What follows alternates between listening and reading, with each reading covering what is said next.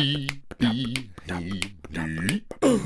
Human Centipede 2 full sequence. Oh, here we go. Hey guys, hope all is jiggy. Welcome to part 2 of me reviewing the Human Centipede films for this Halloween.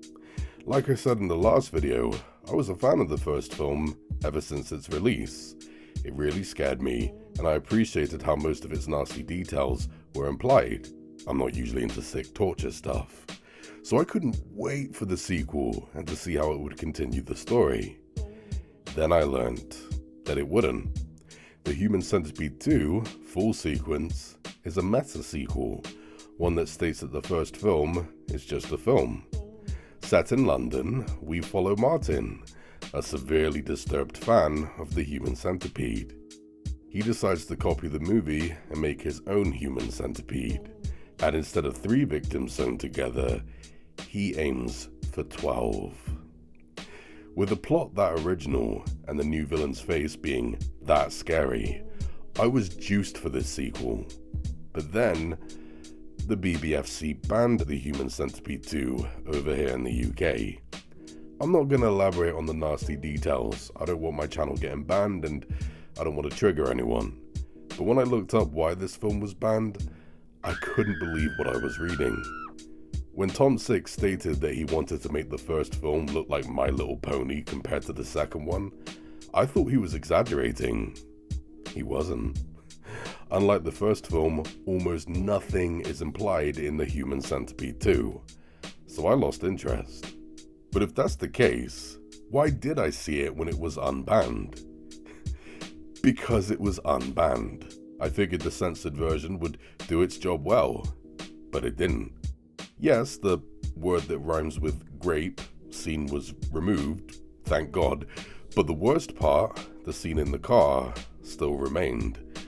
I can't believe that was kept in. It might be the single most disturbing thing I've ever seen in a film. Adding insult to injury, when the BBFC released this Blu-ray later on, I guess they had a change of heart, because they decided to put the grape scene on it. But at least the barbed wire was removed. If you know, you know. Wow. Either way, rewatching the film for this video actually felt like work. I did it for you guys. Let's just get through it, without talking heavy spoilers or overly graphic details. The Human Centipede 2 is one of the most original sequels I've ever seen. Its meta concept gives it a unique character, and instead of just being the first film but more, this sequel is actually opposite to the first film in many ways. 1 was in color, 2 was in black and white. 1's villain spoke, 2's villain is mute. 1's villain was tall and skinny, 2's villain is... Yeah. But there are some similarities between both films. The most obvious one being, the villain is the best part of the film. Lawrence R. Harvey is sensational here. He has these haunting eyes that stare into your soul. And I thought, my God, that man looks amazing. And I saw his incredible eyes and his radiance on the screen. It's one of those looks where he can just turn the scary on and off whenever he chooses. He has a gift, and he uses it well. And because his character, Martin, never speaks, and it's almost entirely told from his perspective, Lawrence R. Harvey has to carry the whole film on his shoulders without a single word. That is no easy task, yet he pulls it off effortlessly. He manages to make me pity, fear, and hate Martin all at the same time. This is not your average main character in a horror film. It's a layered and original performance. And we see the world through Martin's eyes. This dirty, claustrophobic environment devoid of color and hope. It's bleak and depressing, pulling us into the psyche of this damaged individual. But it's not all bleak. There are some little moments of black humor and silly Easter eggs that lighten the mood. Like in the first film, actor Peter Blankenstein played as a character who died before getting put in the centipede. He does the same in the second one. And there's a cool shot of the centipede mimicking the front cover of the first film. I love that. But my personal favorite is the return of Ashlyn Yenny, who starred in the first film. She plays as herself in this sequel. Martin tricks her into thinking she's going to meet Quentin Tarantino for a movie role, but then she gets put in the centipede. Yes, it's stupid, but it's also funny in my opinion, and a cool idea. Who the hell could have predicted, when watching the first film, that this would happen? These moments are cool. It also leads to an insane third act that I will never forget. I'm not a fan of it, but I can't deny that Six did exactly what he set out to do. He shocked and repulsed me. Because whereas Dr. Heiter from the first film was medically trained, Martin is not. He has no clue how to sew people together, so watching him try is all sorts of wrong. Just wrong. This is an interesting and unique sequel. But that doesn't make it a good one. Guys, it is insane how thin the plot is. It's just a series of bleak scenes where a weirdo does nasty things to others. And when it comes to the others, there's no sense of depth at all. If you thought Six's writing for the two girls in the first film was bad, you've seen nothing yet. There are several bullies and bad guys here, and they're just paper-thin archetypes, being cruel for the sake of being cruel. They don't feel realistic in any way, shape, or form. It's quite cartoony at times. I mean, victims somehow survive mortal wounds for days.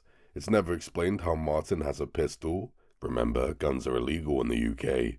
And the victims are so stupid, it's hard to believe an adult wrote them. They spend days locked away with their hands and feet bound by duct tape, and none of them ever think to just roll over and free each other by biting through the other person's duct tape. But are you ready for the ultimate stupidity? Small spoiler here for the centipede part in the third act. Skip 30 seconds ahead if you don't want to hear it. Martin uses a staple gun to connect his victim's butt to mouth. Staples. And none of the victims ever think to just pull out the staples in their lips and remove the duct tape. They just choose to stay there with their lips attached to the anus in front of them. It's on a whole new level of stupidity, antithetical to the bleak tone Six wanted us to take seriously. The third act is just an endurance test, and there's no reward for making it through this gauntlet of torture and sadism. I do respect some of the acting, and the practical effects are very impressive, but there's still no point to all of this. Once the blood and feces stop dripping, the film just stops. It randomly cuts to the end credits, proving that it had nothing to say other than, "Isn't this nasty?" Yes, it is. Well done. So, in the end, The Human Centipede 2 is one of the most original sequels I've ever seen. It thinks outside of the box with its meta ideas, it never plays it safe, and there aren't many films out there I can compare it to. It also has a remarkable, layered and creepy performance from Lawrence R. Harvey. Damn, this guy can act. But it's still a soulless piece of cinema that only exists to be gross. The plot is almost non-existent, the characters are horribly written, and there's no reward for making it through that disgusting third act. Now, I will admit, I do think it's better than most give it credit for. I don't get quote-unquote entertainment out of it, but I'm also never bored watching it. The whole thing feels so different, I can't help but take interest in it, especially with a lead performance this good. But that doesn't make this film anything more than stupid and disgusting. I've seen blocked toilets with more depth and less crap. I'm gonna give The Human Centipede 2 a 4.5 out of 10. Yeah. Up next is my review of The Human Centipede 3. Hope to see you guys there. Thanks for watching, guys.